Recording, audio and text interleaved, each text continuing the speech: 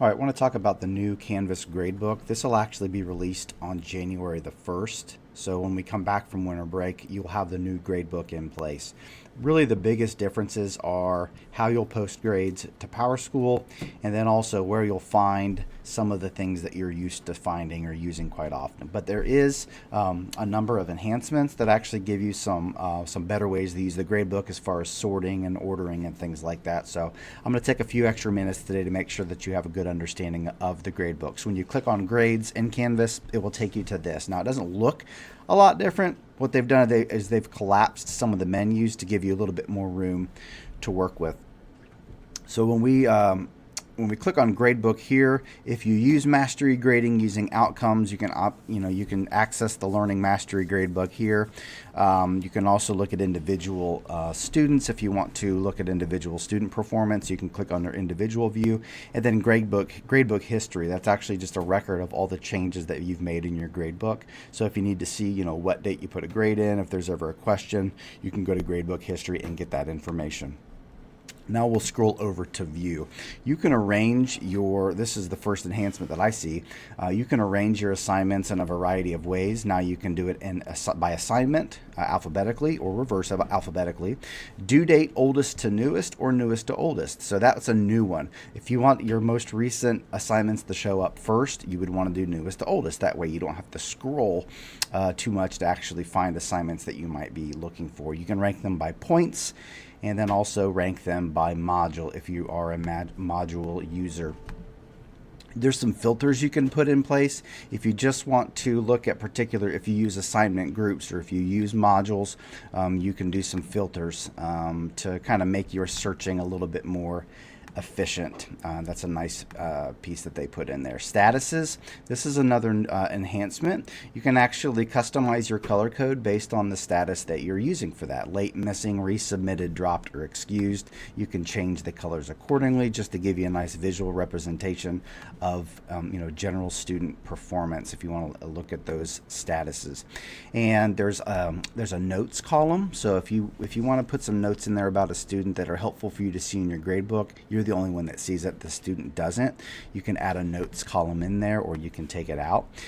You can also choose to have unpublished assignments hidden. So if you're importing things from year after year and you have unpublished assignments, if you don't want them taking up room on your gradebook, you can certainly toggle that off. Now we'll roll over to actions. This is how you would post grades to PowerSchool. So assuming that you've named it correctly, you don't have the name already in use in PowerSchool, it's assigned to all students in all sections. Whereas before we had the button that said post grades, now we're going to click or sync grades. You go actions, sync to post grades, and when you do that, assuming everything is set up right for you in the assignment, it will go over to PowerSchool. So that's the first. That's a kind of a big one because that post grades button is not there anymore. I can go over here to my settings wheel, and here I can set a late policy. So whatever your late policy is, if you want automatically, as soon as the due date passes, if I automatically want to put a grade in for that, you would check that. So for example, if you wanted to put a 0 in, you could do that. So as soon as the due date passes, puts a 0 in there, certainly might get the student's attention. You can do that. You can always, obviously change that if they resubmit.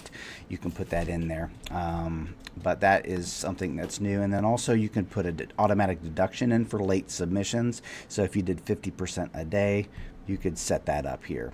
The grade posting policy, it will by default automatically post the grades. So example would be maybe you're collecting something, you only grade maybe half the classes. If you don't want their grades to show up until everybody's is graded, then you would probably want to change it to manually post grades. Otherwise, as you grade them as they go in, they show up for students. So by default, it's set to automatically post grades. So as soon as you put a grade in, it posts in Canvas, student could see it. So those are the settings on that. Another thing I want to show you here is along the column where the assignment name is, you can do some sorting. So you can sort by grades high to low. You could sort and put all your missing ones first, all the late ones up first, and it'll kind of reorder the student list based on that. Here's a nice feature, message students who. So I can say, hey, anybody that's not submitted yet, I can send them all a message at once. You could send a message to anybody who hasn't been graded. So the example I gave earlier about maybe half the class you graded, the other half you didn't, you could automatically have it send a message to students saying, hey, just wanted to let you know I will be grading yours tonight. You should have your grades available to you tomorrow morning. You could also send messages in for they scored less than or scored more than. So maybe you want to do an attaboy, you would send them a message saying anybody that scored more than 8 out of 10, send a message saying, hey, great job. For some of you, it might be anybody that scored less than a certain point. You want to give them kind of a little bit of a reminder. So basically, you put the subject in there, you put the message in there, and it goes to each student individually. So some other options from the top of the column here is you could do curved grades if you wanted to. You could set a default grade. So if you say they all get 10 out of 10, you could do that. You can also hide grades, which would basically remove that from the student's gradebook. They would not see it. That's that opposite of posting grades. And then the grade posting policy, that's just another way to get to that. The other thing you can look at here, this is called the grade tray. So if you click on an individual score there and click this tray, some things pop up over here. This is how you can access SpeedGrader for any assignments or quizzes that you might have assigned. That's how you access SpeedGrader. So that's a little different as well. You used to be able to click on the 3 dots up top to access SpeedGrader. Now you actually click in the cell for an individual student on an assignment, and then that will take you to SpeedGrader. You can, of course, put the 1 in or whatever their grade is there. The status, if you want to change it, so maybe a student was absent, so by default it was late, but they really were absent, so it's not late. You can change that, and you could put individual comments in as well. So that is a really quick overview of the new gradebook, but I wanted to put this out there so that you had some time, at least have a resource that you could quickly take a look at.